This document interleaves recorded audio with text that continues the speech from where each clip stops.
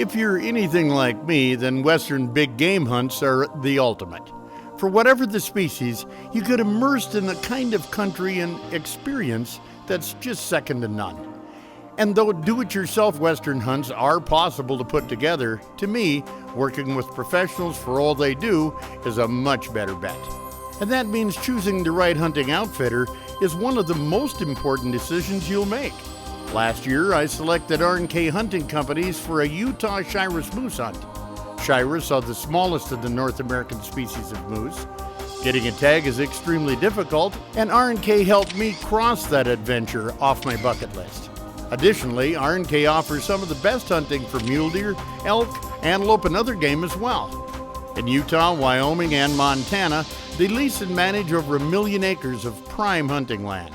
So when I decided I wanted to go on another Western hunt, it was a no-brainer as to who I'd call. But this year with R&K, I'm taking a totally different approach. This time with my Excalibur crossbow and a ground blind, in the hopes of scoring on a nice bull elk.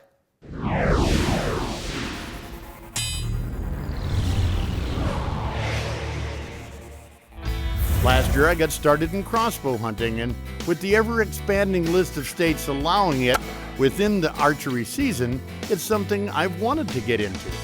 I was amazed at how fun, easy, and accurate the Excalibur 380 was from the first time I shot it. Named after its ability to shoot up to 380 feet per second, the Excalibur is a compact recurve crossbow, which not only delivers an incredible 112 pounds of kinetic energy, but it's amazingly simple to work, very safe, and problem-free due to less moving parts. Literally in just minutes I was shooting dead on, and I soon found out just how lethal this crossbow was on wild turkeys. So last fall, I was really excited at my first attempt at big game with my new crossbow. And before I knew it, I was in a ground blind, all pumped up for the hunt to play itself out. Couple of calves, cow and a calf, coming down this way actually. They're nice and close now.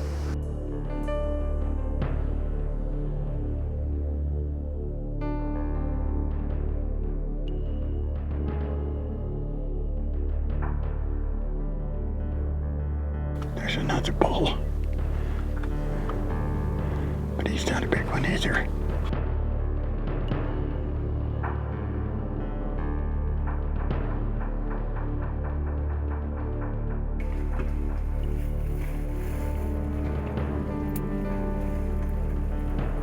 That's what you call a close encounter of the first kind.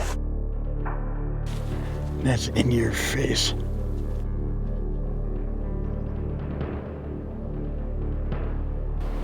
I've just heard a good bugle down here someplace. We heard it just a few minutes ago too. And it was further away. So I got one thing to say. Please, Lord, let it be my time to have him come into this little pool to get a drink of water. He doesn't have to be King Kong. Just a good elk could be fine with me. I need some elk steaks, an elk puck roast, an elk burger, an elk tenderloin, an elk backstrap. To share it with my kids.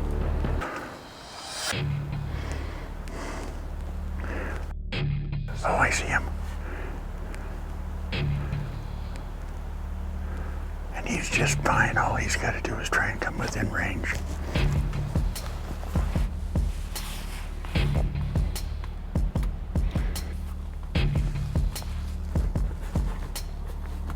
Come on, you big dog. Come out. Give me a shot at you. Don't walk away. We haven't had a chance to get intimate yet. Well, excuse me while I put the hair on the back of my neck back down. My face and everything else. Because there was my shooter bull. And he didn't come in close enough. While I hunted the first few days without a guide, Rick Miner spent the evening out scouting and will try and help find a bull that we can call in tomorrow. We've got a herd of elk moving across the hill up there. Looks like maybe about 150 head. There's a pretty nice 6-point bull, herd bull, and a couple of raghorns in there. They're not spooked, they're just, we can hear them mewing, and they're just kind of feeding across the hillside there. We've got a good idea where to go in the morning. Now, the one thing I've yet to mention about today's elk hunt was that my wife Christine was also along. And while I was out in other directions with my crossbow, Chris and her guide were on a spot and stock bow hunt. And let's just say, whenever in the mountains hunting for elk, we both know some pretty spectacular things are always bound to happen. The elk really haven't been in a heavy rut yet. It was some of the pre-rut activity. They've been quiet, they've sent out a few bugles so we could locate, but made it really tough to get in tight on them during the day. First real good opportunity we had was on the second morning of the hunt. We went into a place we called Fish Creek. And it's a large plateau. We catch the elk as they're coming from their feeding areas up to the bedding areas. And this area we were hunting was kind of a staging area. And we got in pretty tight on this herd of elk. And there was a really nice 6-point bull that was pushing the herd around. And we got in tight, sent out some satellite bull bugles, and he didn't like us being in that close. We got set up, Chris was in front, I backed up about 70, 80 yards, did some calling. But the section we got set up in was a little bit tighter with the trees, and the opportunity for her to take a shot wasn't there.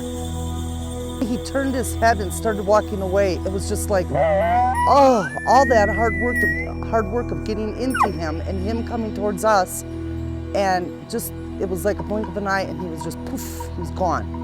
That close encounters was pretty awesome. This was our last morning of the hunt. Chris and Babe are going to get ready to pack up and head home. We were able to get out for a few hours, and it was a great opportunity and a great experience that we did. And on multiple times, we were able to get in tight on different groups of elk. We had at least 6 encounters of bulls and cows, I mean, right next to us. We just couldn't get a shot off at any of them. We would get in close, tight on one group. They would wind us and blow out. We'd get tight on another one, and then a hot cow would just walk away, and that bull would follow her. We weren't able to pull him away. Hiking up even higher, we got into another herd of elk, and just all these close encounters throughout the morning. We can go from one bull and herd to the next bull and herd because they're screaming in all different locations. What a great way to finish off the hunt with such close encounters, having the bulls screaming. We know the rut's just beginning. Continuing now with R&K Outfitters. After a couple of days hunting without a guide, Rick Biner joins me with the hopes of calling in that shooter bull I saw just a couple days ago. When we heard him, we watched him that first day. That big bull came out. He came down out of that corner with the cows when they came out of bed. There was other ones that came from over here. We've heard them back up in here too, so you probably know that better than I do. Yeah. Well, they usually come from this corner, so what I'll do, I'll set up back here. I'll try and draw them in front of your blind back here. You're going to be moving around back there, so you're going to be watching it. If anything comes out, because, I mean, if you're right behind me, he's going to be looking right at me. If you can't get off to this, but I know what to do. You know exactly what to do. All right. Glad I'm hunting with you, man. All right. Good luck, Dave. Thanks. Before settling in, I like to spray the area around my blind with elk fire from Wildlife Research. It's an extremely intense elk scent that contains cow urine with some in-heat secretions to let bull elk know there's a hot cow in the area that's ready for action. Now it's a waiting game. Just that simple.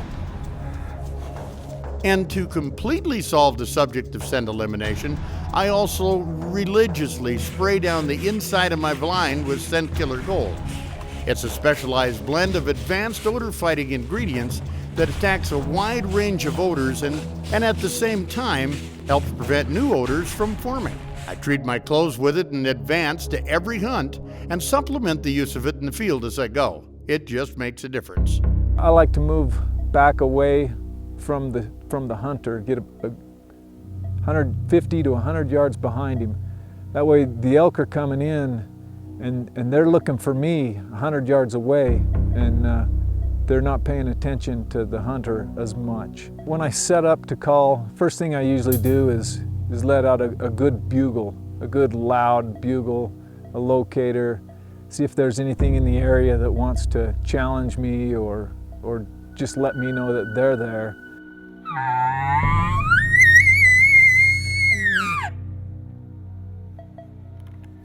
And then I like to use a series of cow calls, multiple cow calls,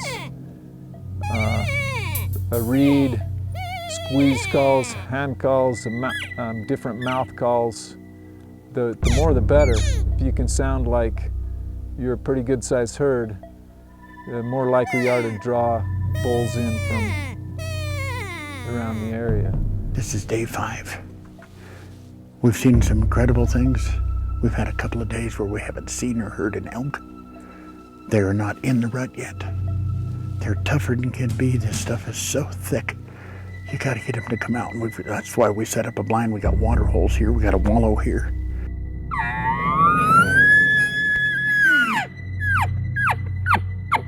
And I want to kill this with a crossbow. And in most cases, when you're elk hunting, you don't want to be sitting there calling yourself, because you're going to bring that. You're better off. Rick is with us. He's one of the guides here with R&K. Excellent one, I should say. All other guys are. And he's out in behind. He's moving around the wood section in behind us, 50 to 80 yards behind, calling from back there. I wonder if the elk comes in here. Oh, there's a bull.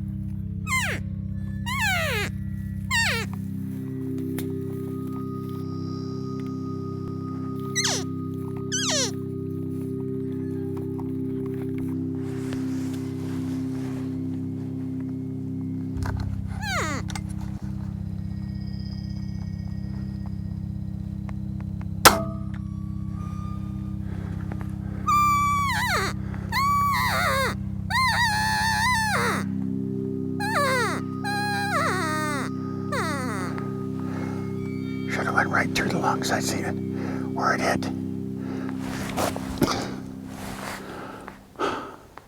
That is not King Kong.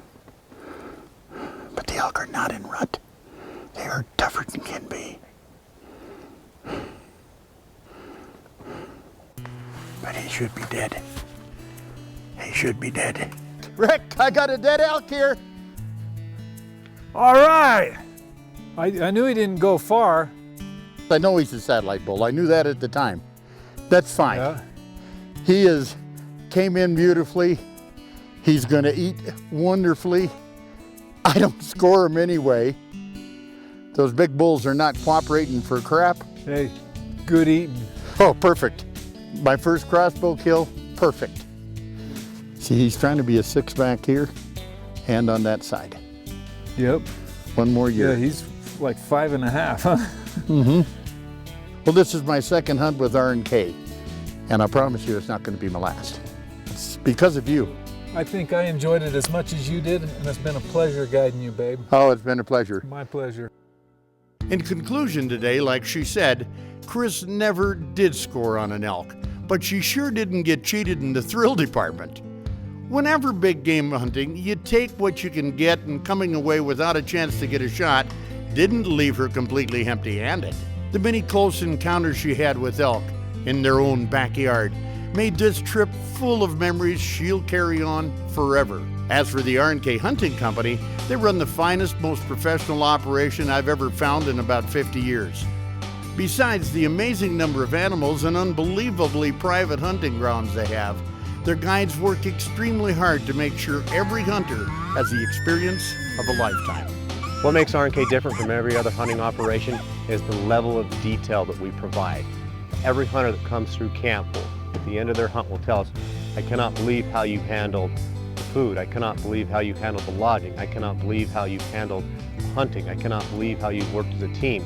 Your equipment. We've spared no expense to make sure that the small details and the big details that everybody else are missing out on, that we're hitting every one of those details. Hunters can expect the absolute best of everything. Meals that'd give any chef on the Food Network a run for their money, and a 5-star quality lodge that spares no amenities. Plus, they offer hunting adventures to match anyone's physical and shooting abilities. Trust me when I say you couldn't choose a better outfit to book your own trip with. As for me, that's one more successful hunt with my Excalibur crossbow in the books. It's been a nice new chapter being able to hunt with a crossbow, and I'm thrilled that more states are creating seasons for their use. They all should. You know, crossbow hunting provides for a method to expand our hunting opportunities, retain existing hunters, and recruit new ones. And let's face it, anything in this day and age that puts more hunters in the woods is a good thing, wouldn't you agree? And all I can say is that crossbow hunting has quickly become my latest obsession, and you might want to consider jumping into the craze yourself, too. I'm Babe Winkelman. Thanks so much for watching today, and until next time, everybody, hey, good hunting.